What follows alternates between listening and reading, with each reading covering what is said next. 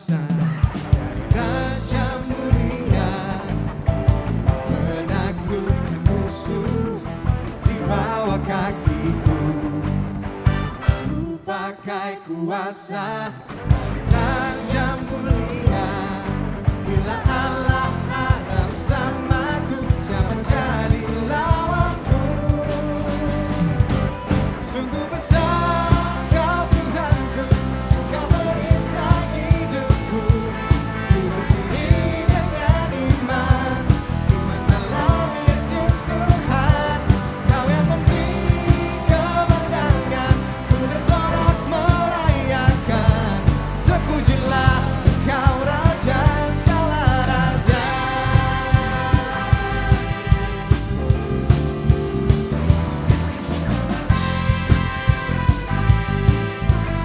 Semuanya katakan, ku diberi kuasa dari Raja Mulia, menaklukkan musuh di bawah kaki. Katakan ku pakai kuasa dari Raja Mulia. Dan bila Allah bersamaku,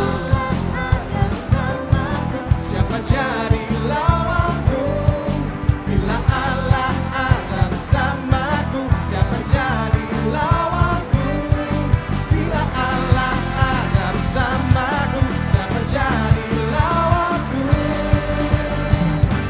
Sungguh besar Kau Tuhanku, Kau perisai hidupku. Ku berdiri dengan iman, iman dalam Yesus Tuhan. Kau yang memberi kemenangan, ku bersorak merayakan. Terpujilah Kau Raja segala raja.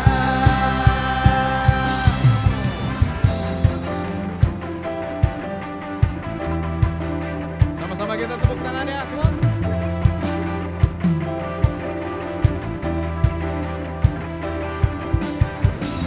Hanya Yesus yang terbaik dalam kehidupan kita, amin. Nah, karena itu kita sama-sama berikan yang terbaik buat Tuhan kita. Berikan nyanyian yang terbaik bagi Tuhan, come on. Oh, oh, oh, oh, oh. Come on. Oh, oh, oh, oh.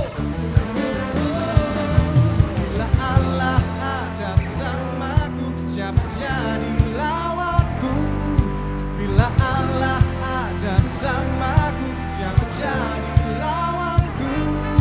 Bila Allah ada bersamaku, siapa jadi lawanku? Sungguh besar Kau Tuhanku, Kau perisai hidupku. Ku berdiri dengan iman, iman dalam Yesus Tuhan.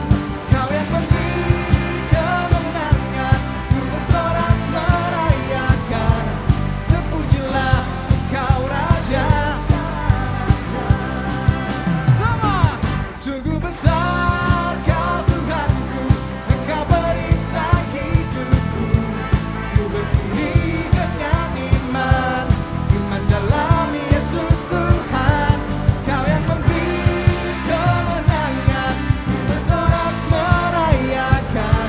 Terpujilah Engkau Raja segala raja. Terpujilah, terpujilah Engkau Raja segala raja.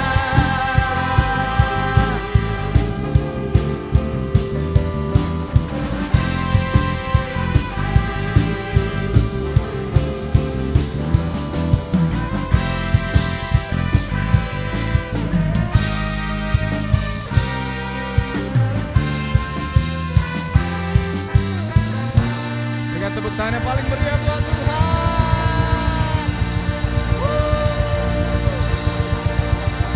Terima kasih Yesus.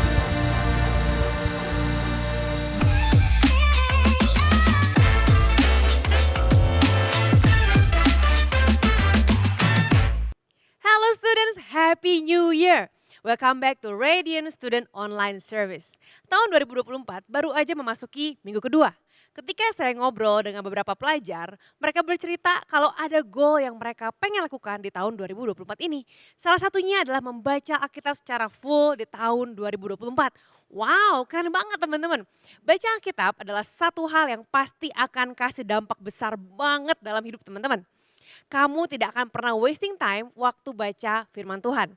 Sekarang kita mau mendengar sedikit dari firman Tuhan, so let's pray. Tuhan Yesus, kami bersyukur karena Engkau Allah yang menuntun kami di sepanjang tahun 2023 dan tahun ini Tuhan 2024 kami mau memulainya dengan tuntunan dari Engkau. Izinkan kami untuk mengerti firman Tuhan, pimpin kami, buka pikiran kami agar kami sungguh memahami apa yang Tuhan ingin kami lakukan di tahun ini. Hidup kami akan bermakna waktu kami menjalani sesuai dengan tujuan Tuhan. Dalam nama Tuhan Yesus kami berdoa, amin. Teman-teman, ada seorang anak muda sedang memancing di sungai. Dia dengar teman-temannya bilang itu kalau di sungai ini banyak ikannya dan ikannya gampang buat dipancing. Tidak lama kemudian, anak muda ini merasa bahwa pancingannya berhasil. Wah, ada yang memakan umpannya nih. Lalu ia mulai menarik pancingnya dan ada seekor ikan gurame besar yang dia dapat. Lalu ia mengambil ikan tersebut. Dikira orang-orang di sekitarnya dia mau mengambil ikan tersebut untuk dibawa pulang. Ternyata dia lepaskan lagi ikan tersebut dari kail pancing. Dan ikan itu dia lempar lagi ke sungai. Setelah itu dia kembali memancing dan gak lama kemudian dia mendapatkan ikan lagi. Tetapi setelah dia lihat ikannya, dia lepaskan lagi ikan tersebut. Sampai ketiga kali dia dapat ikan, lalu dia lihat lagi, dia lepas lagi. Keempat kali lagi dapat ikan, dia lihat lagi, dia lepas lagi. Kelima kali dia dapat ikan, dia lihat lagi, dia lepas lagi. Orang yang memancing di sebelah dia jadi kepo nih teman-teman. Dengan penasaran orang itu bertanya ke anak muda ini. Kenapa sih kok kamu udah dapat ikan tapi dilepas lagi? Anak muda ini menjawab, iya saya lepas lagi soalnya ikannya kegedean. Ikan yang saya dapat itu terlalu besar, gak cukup untuk panci saya. Panci saya di rumah cuma 15 cm dan ikan-ikan tadi lebih dari 30 cm.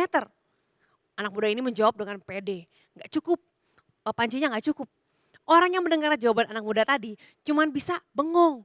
Wah, kok aneh ya, udah berapa banyak ikan yang dia buang hanya karena kebodohannya. Padahal seharusnya bukan ikan yang dibuang, tapi dia cari panci yang lebih besar. Dan ikan itu bisa dia bawa pulang.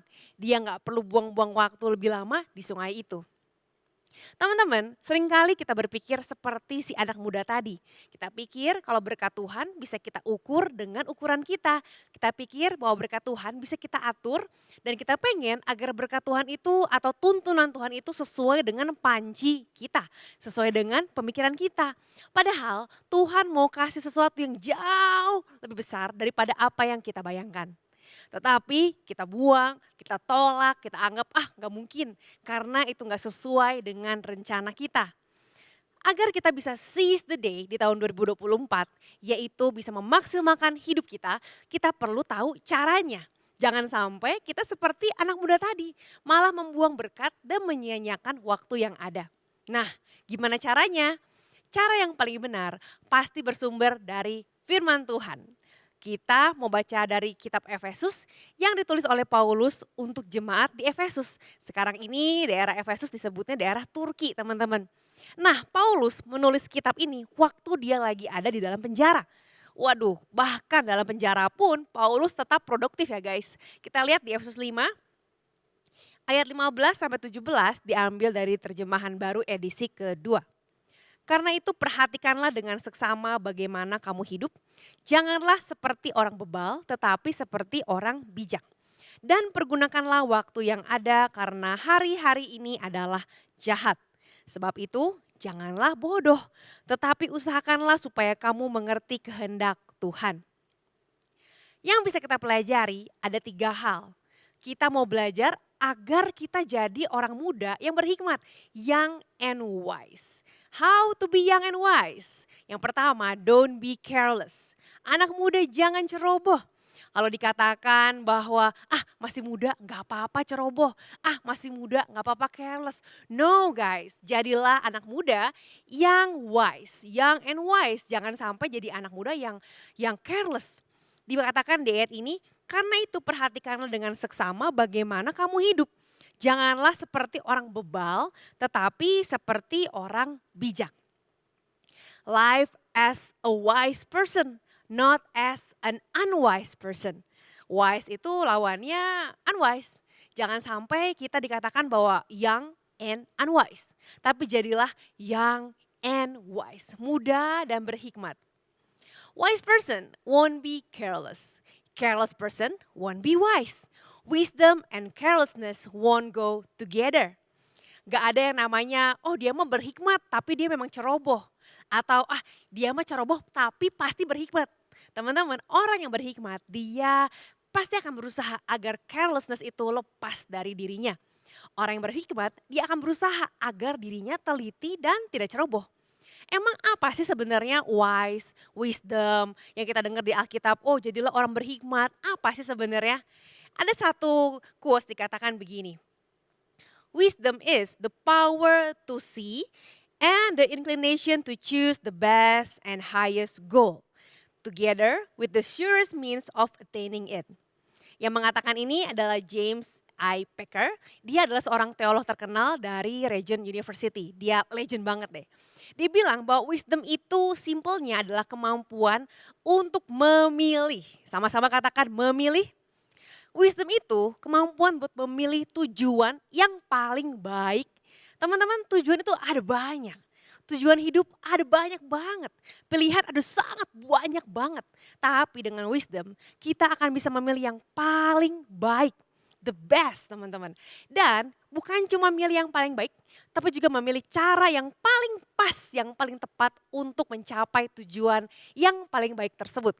Secara simpel, wisdom itu gak asal pilih, wisdom itu gak asal gas, gak asal ya udahlah apa adanya aja. Wisdom itu berpikir dulu baru bertindak, bukan bertindak dulu baru berpikir. Siapa di sini yang mikir dulu baru bertindak? Atau siapa di sini yang bertindak dulu mikirnya nanti belakangan? Teman-teman, jadilah young and wise. Mikir dulu baru bertindak. Jangan sampai kita bertindak dulu lihat gimana nanti. Tapi justru kita berpikir nanti gimana. Wisdom itu sesimpel mengambil waktu semenit sebelum mengambil keputusan. Sehingga kita tidak terburu-buru karena FOMO, fear out missing out. Akhirnya kita pikir udahlah daripada fear of missing out, daripada gue ketinggalan ambil aja deh, ikut aja deh, gimana nanti. Teman-teman, wisdom itu gak FOMO, tapi memikirkan beberapa langkah yang akan terjadi kalau kamu ambil keputusan itu. Suatu hari saya dan teman-teman minum kopi di sebuah kafe. Gak berapa lama sesudah pesan kopi, kopinya datang. Ternyata yang mengantar kopi itu alias waiternya dulunya adalah temennya dari temennya teman saya, which is saya gak gitu kenal, tapi temennya teman saya itu tahu. Oh, dia dulunya pernah kuliah di arsitek loh, tapi dia gak lulus dan akhirnya dia jadi seorang pelayan di kafe. Dia mengambil jurusan arsitek bukan karena dia mau, tapi karena semua teman-temannya dulu les gambar arsitek bareng-bareng dan akhirnya karena semuanya les gambar, ikutan juga deh les gambar, ikutan juga deh semuanya jurusan arsitek ikutan juga. Karena semua orang ke situ, dia ikut ke situ. Karena semua orang les gambar, dia ikut les gambar. Tanpa dia suka akan yang namanya menggambar. Tapi waktu teman-temannya lulus dari arsitek, dia tidak lulus dan akhirnya tidak pernah lulus sampai berbelas-belas tahun kemudian. Young people, don't be careless in making decision. Just because everyone else is doing it, it doesn't mean that you have to do it. Make decision based on wisdom, not based on feeling. Apalagi based on FOMO, fear of missing out. Yang kedua, count your time. Jangan buang waktu.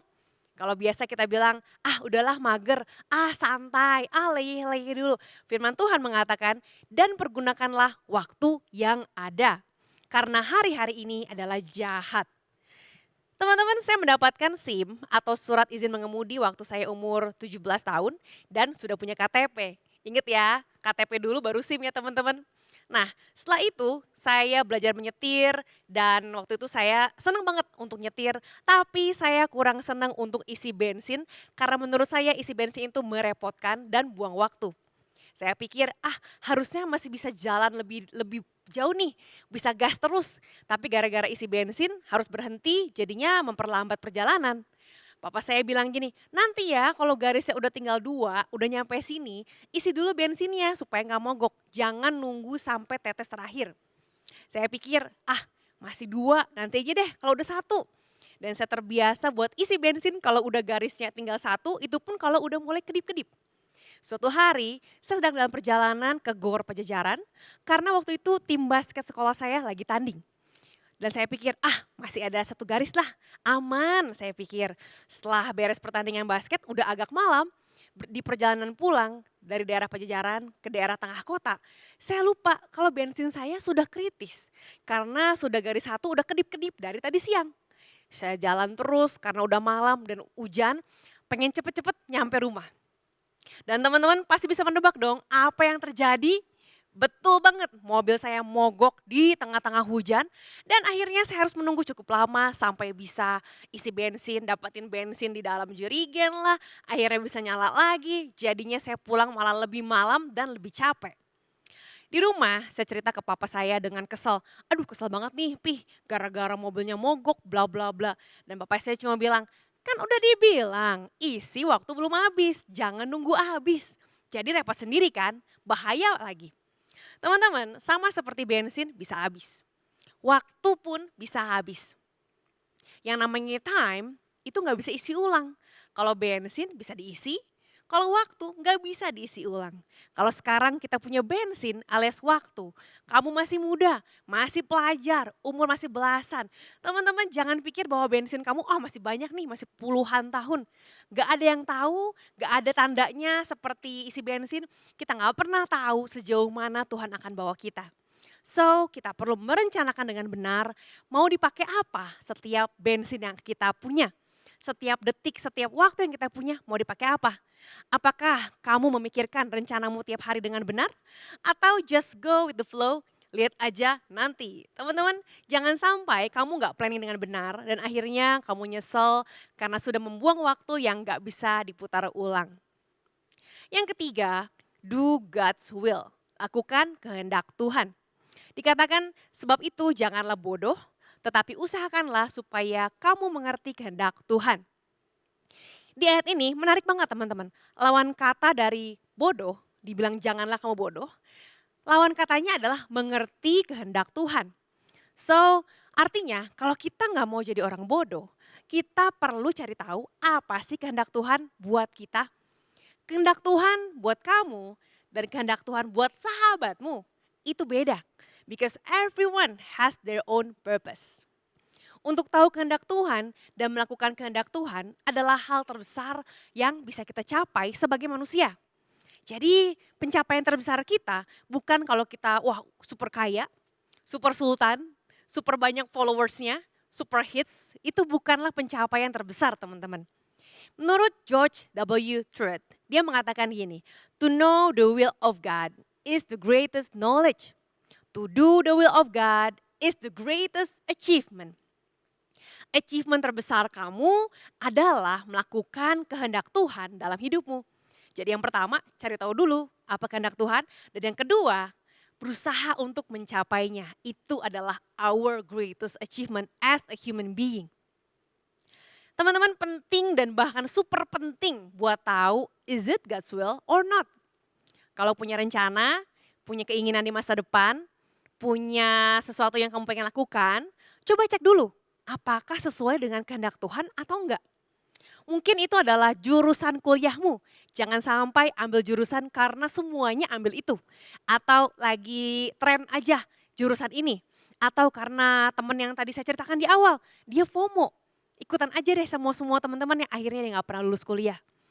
Atau waktu kamu mau ngambil sebuah kegiatan kampus, kegiatan gereja, teman-teman apapun itu, mau mulai bisnis kecil-kecilan sendiri atau sama teman-teman, pengen ikutan kegiatan, atau mau milih teman dekat, coba direnungkan lagi apakah sesuai dengan kehendak Tuhan atau tidak.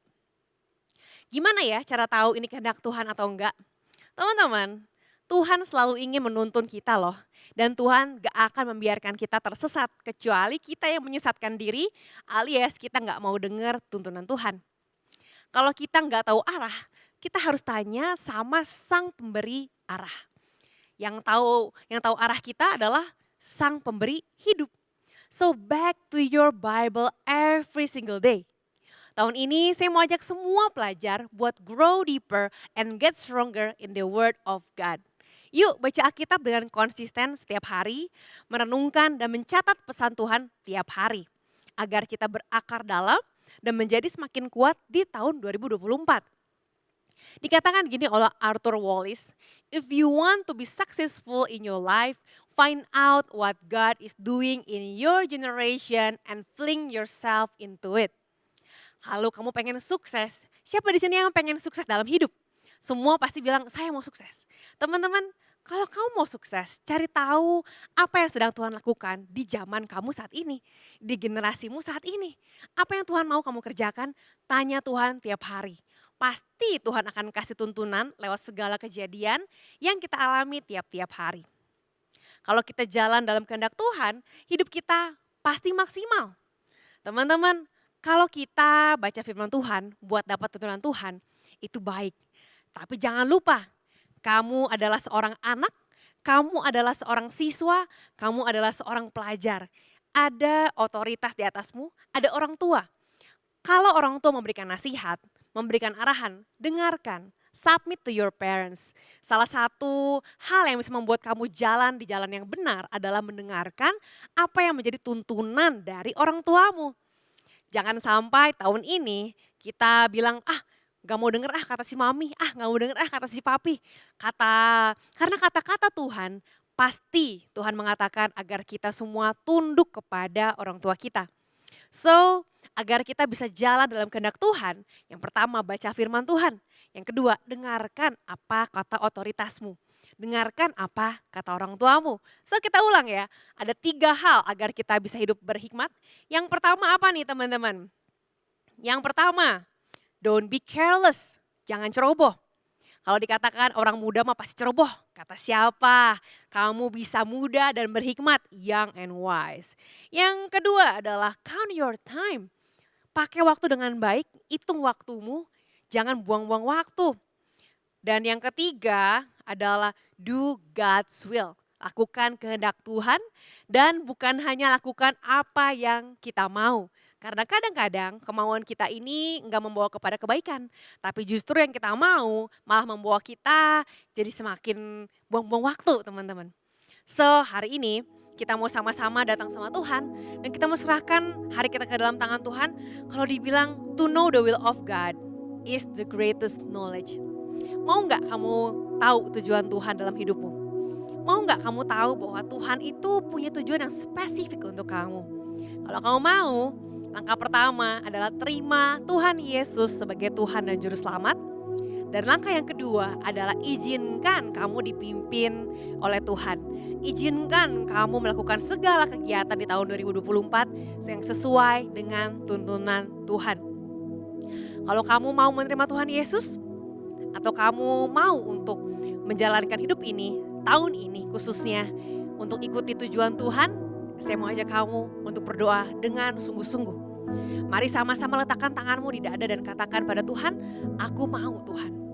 Mari kita berdoa, Tuhan Yesus kau melihat anak-anakmu yang sungguh-sungguh mau untuk menerima Engkau sebagai Tuhan dan Juru Selamat.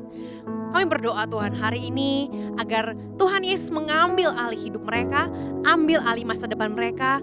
Jadilah raja, jadilah seseorang yang paling penting dan mengendalikan hidup mereka. Kami minta Tuhan agar Tuhan yang mengarahkan hidup setiap kami ke arah yang lebih baik.